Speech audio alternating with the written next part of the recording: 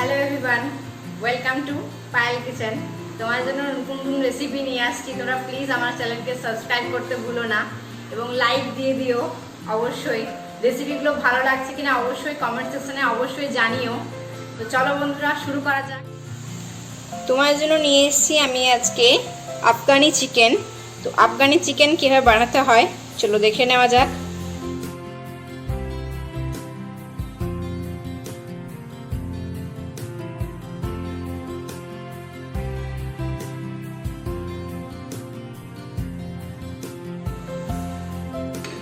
তো বন্ধুরা, হাজির হয়েছি তোমাদের কাছে একটা অন্য ধরনের রেসিপি নিয়ে চিকেনের। তো চিকেনের রেসিপি হচ্ছে আমরা যেটা বানাচ্ছি আজকে হচ্ছে আফগানি চিকেন। তোমরা রেস্টুরেন্টে খেয়ে থাকো, কিন্তু এটা আমি বাড়িতে বানাচ্ছি। আমাদের সামনে একটা রেস্টুরেন্ট আছে, সেই রেস্টুরেন্ট থেকে আমি সেখান থেকে দেখে এসেছি। তো যেটা দেখে এসেছি সেটা তোমাদের সাথে শেয়ার করছি। তোমরা বাড়িতে ট্রাই করে দেখো, অবশ্যই খেতে কিন্তু অসাধারণ টেস্টি হয়, কিন্তু কোনো রকম খুবই কম ইনগ্রিডিয়েন্টস লাগে এটাতে। তার জন্য প্রথমে আমার চিকেন পিস লাগছে। এখানে কতগুলো চিকেন, আমি অল্প চিকেন নিয়ে নিয়েছি। তোমরা পরিমাণ অনুযায়ী তোমাদের নিজস্ব পরিমাণ অনুযায়ী তোমরা নেবে। এখানে দুটো কাঁচা লঙ্কা এবং একটা ছোট সাইজের পেঁয়াজ আমি ভালো করে পেস্ট করে নিয়েছি, এবং আদা রসুন পরিমাণ অনুযায়ী, সবই পরিমাণ অনুযায়ী সব পেস্ট করে রেখেছি আগে থেকে, মিক্সিতে ভালো করে পেস্ট করে নিয়েছি। তো সবটা প্রথমে দিয়ে দিলাম।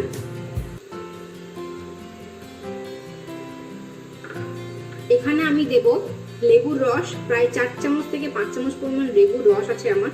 তো লেবুর রসটা আমি পরিমাণ অনুযায়ী দিয়ে দিলাম, 1 চামচ বাদ দিয়ে দিলাম। এরপর আমি দেব এটাতে সবকিছু এখানেই মিক্স করব, অন্য কিছু জায়গাতেই মিক্স করব না। রান্না করার সময় কোনো কিছু মিক্স করব না, এখনই যা মিক্স করার এখনই মিক্স করব। এখানে একটু টেস্ট বাড়ানোর জন্য আমি 1 চামচ পরিমাণ চিনি দিচ্ছি। তোমরা চিনিটা না দিতে পারো, অবশ্যই নিজস্ব পরিমাণ নিজেদের টেস্ট অনুযায়ী দেবে। এখানে আমি নুন দিচ্ছি প্রায় 1/2 চামচ মতো নুন দিলাম। অল্প দিয়ে দিলাম আরো নুন, তাহলে পরে লাগবে না আমাদের। এখানে গোলমরিচ গুঁড়ো আমার 1 চামচ পরিমাণ লাগবে। 1 চামচ পরিমাণ গোলমরিচের গুঁড়ো আমি অ্যাড করলাম। এখানে গরম মশলার প্যাকেট থেকে আমি 1 চামচ পরিমাণ গরম মশলা অ্যাড করলাম। এখানে আমি অ্যাড করব কসুরি মেথি আমি অ্যাড করলাম, প্রায় 1 চামচ পরিমাণ কসুরি মেথি অ্যাড করলাম। এরপরে অ্যাড করব আমি Kashmiri red chilli powder add করে দিয়েছি, প্রায় 1 চামচ থেকে 1.5 চামচ মতো। তো সব কিছু মেশাবার আগে আমি এখানে খুব সামান্য পরিমাণ মাস্টার্ড অয়েল অ্যাড করলাম। এরপরে আমি সব একসঙ্গে মিশ্রণটা পুরোটা একসঙ্গে মিশিয়ে দেব। খুব ভালো করে মেশাতে হবে। মিশিয়ে আমাদের এটা টোটাল 5 থেকে 10 মিনিটের মতো রেখে দিতে হবে, যাতে ভেতরে মশলাটা ঢোকে। ভেতরে মশলাটা ঢোকানোর জন্য আমাদের 5 থেকে 10 মিনিট এটা রেখে দিতে হবে। তো 5 থেকে 10 মিনিট পর আমি ফিরে আসছি তোমাদের কাছে বাকি রেসিপিটা নিয়ে।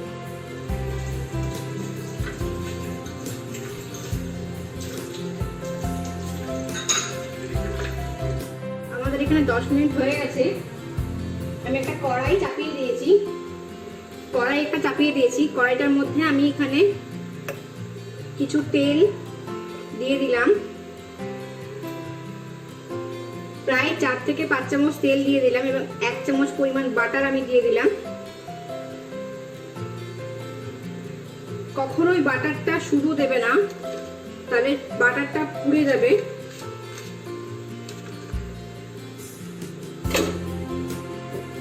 খুব ভালো করে আমাদের মেল্ট করতে হবে বাটারটা।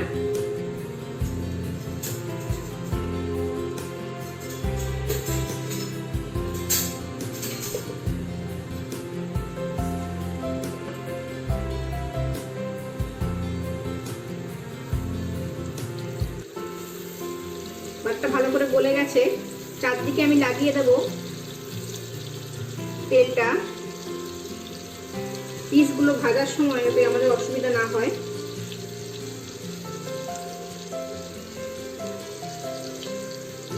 লাগিয়ে দিলাম চারদিকে। এরপর আমি ম্যারিনেট করা চিকেনটা নিয়ে নিচ্ছি। এই চিকেনটার মধ্যে আমি প্রায় 2 চামচ পরিমাণ আমুল ফ্রেশ ক্রিম দেখিয়ে দিচ্ছি। 2 চামচ পরিমাণ আমুল ফ্রেশ ক্রিম মিশিয়ে দেব। ঠিক 2 চামচ পরিমাণ আমুল ফ্রেশ ক্রিম আমি মিশিয়ে দিচ্ছি। মিশিয়ে দিলাম আমুল ফ্রেশ ক্রিম। এরপর ভালো করে মাখিয়ে নেব আগে ফ্রেশ ক্রিমটা।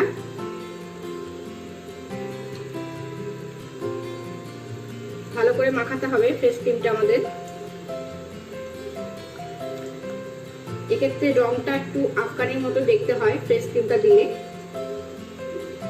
তো মাখানো হয়ে গেছে। এবার আমি একটা পিস ছেড়ে দেব।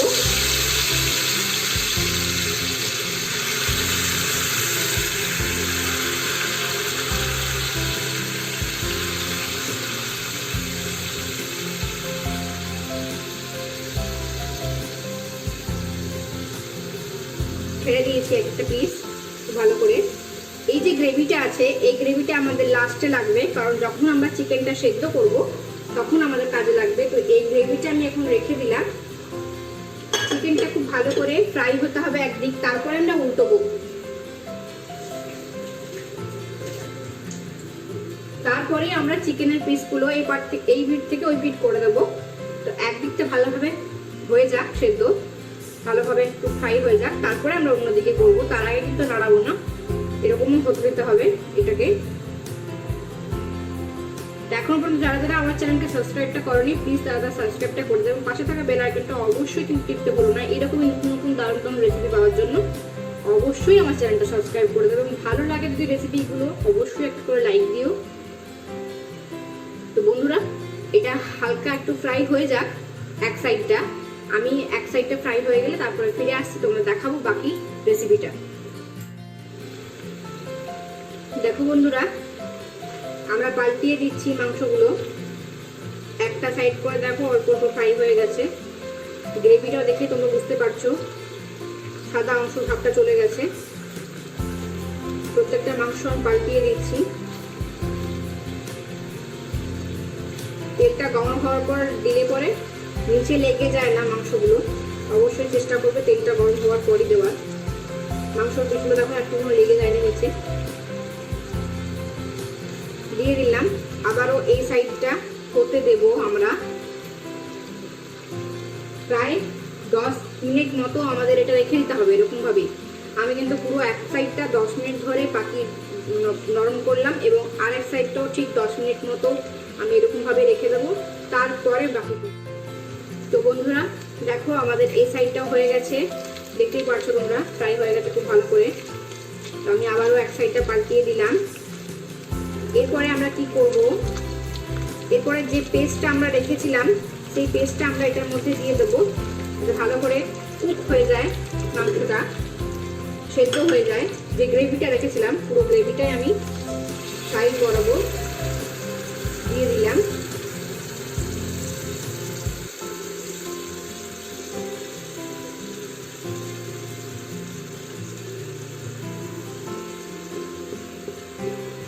পুরো গ্রেভিটা আমি দিয়ে দিলাম। এরপর আমরা খুব ভালো করে নাড়াবো এটা।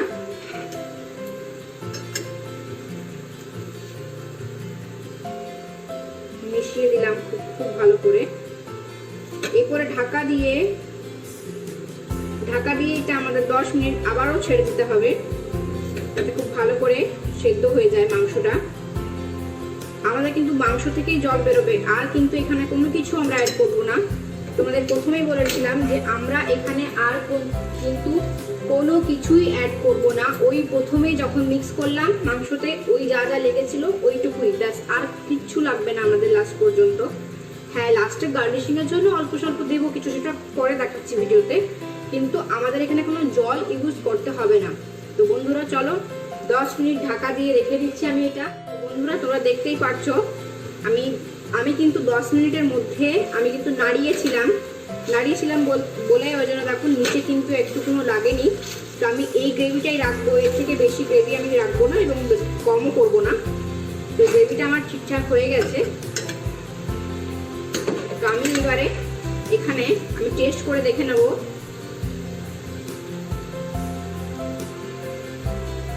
আমার এখানে সামান্য পরিমাণ নুন লাগবে।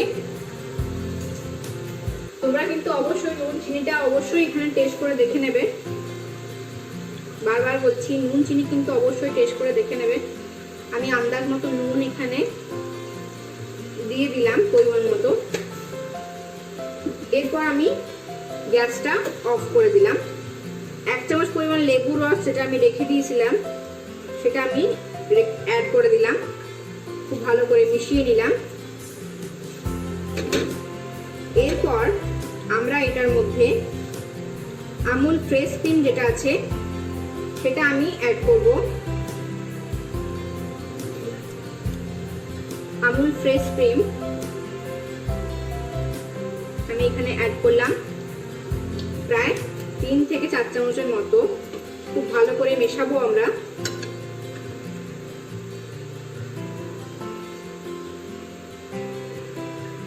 আমুল ফ্রেশ ক্রিমটা দেওয়ার জন্য এক্ষেত্রে টেস্টটা অনেক বেড়ে যায়। অবশ্যই আবারও কিন্তু টেস্ট করে দেখতে হবে নুনটার জন্য। বারবার বলছি, নুনটা কিন্তু বারবার টেস্ট করবে। খুব ভালো করে মিশিয়ে নিলাম আমুল ফ্রেশ ক্রিমটা। আমুল ফ্রেশ ক্রিমটা আমি আর একটু সামান্য অ্যাড করব।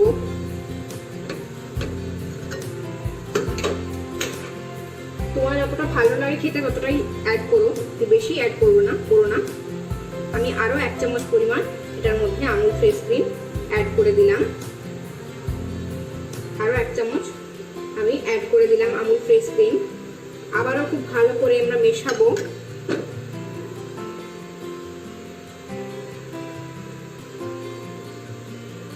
আমুল ফ্রেশ ক্রিমটা দেওয়ার জন্য এখানে কিন্তু টেস্টটা এবং কালারটা দুটোই কালারফুল হয়, খেতে অসাধারণ হয়। সত্যি বলছি, আমুল ফ্রেশ ক্রিমটা দিয়ে একবার ট্রাই করে দেখো। আমি আমাদের সামনে একটা রেস্টুরেন্ট আছে, আমি এখান থেকে এই রেসিপিটা দেখে এসেছি এবং শিখেও এসেছি কিভাবে করতে হয়। তো তোমরা এরকমভাবে ট্রাই করে দেখো অবশ্যই, আর আমাকে কমেন্ট করো। এরপরে আমি এটা ঢাকা দিয়ে কিছুক্ষণের জন্য রেখে দেবো, প্রায় 2 থেকে 3 মিনিটের মতো রেখে দেবো।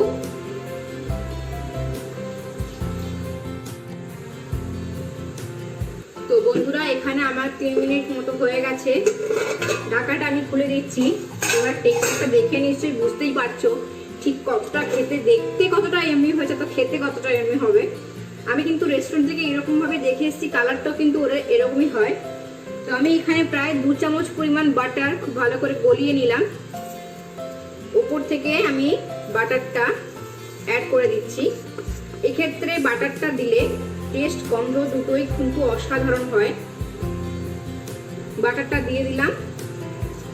বাটারটা দেওয়ার সাথে সাথেই কিন্তু আমরা নাড়াবো না, আবারও আমি ঢাকা দিয়ে 2 মিনিট রেখে দেবো খুব ভালো করে। তো তোমাদের যদি ভালো লাগে রেসিপিটা অবশ্যই কিন্তু আমাকে লাইক দিতে ভুলো না এবং কমেন্ট করে জানাতে ভুলো না তোমাদের রেসিপিটা কেমন লাগলো। এটা কিন্তু আমি রেস্টুরেন্ট থেকে দেখে নিয়েছি রেসিপিটা, তো তোমাদের শেয়ার করলাম তোমার সাথে। তো তোমাদের কিরকম লাগলো আমাকে অবশ্যই কমেন্ট করে জানিও। মিশিয়ে দিচ্ছি বাটারটা খুব ভালো করে। যেহেতু গ্রেভিটা আছে, তো গ্রেভিটা থাকার জন্য তুমি যে ধরনের রেসিপি খেতে চাও, এটার সাথে রুটি, লুচি, পরোটা, নান, লাচ্ছা পরোটা, যে কোনো ধরনের আটার সঙ্গে খেতে পারবে। কিংবা তোমরা যদি পোলাওয়ের সঙ্গে খেতে চাও, পিস পোলাও, এমনি পোলাও, মিষ্টি পোলাও কিংবা ঝাল পোলাও, যেটার সঙ্গে খেতে চাও, খুবই টেস্টি হয় খেতে, অসাধারণ বলছি, সত্যি বলছি। তোমরা একবার ট্রাই করে বাড়িতে দেখো এবং আমাকে কমেন্ট করেও জানাতে কিন্তু ভুলো না। চলো বন্ধুরা, আবার অন্য কোনো রেসিপি নিয়ে আমি ফিরে আসবো তোমাদের কাছে। টাটা।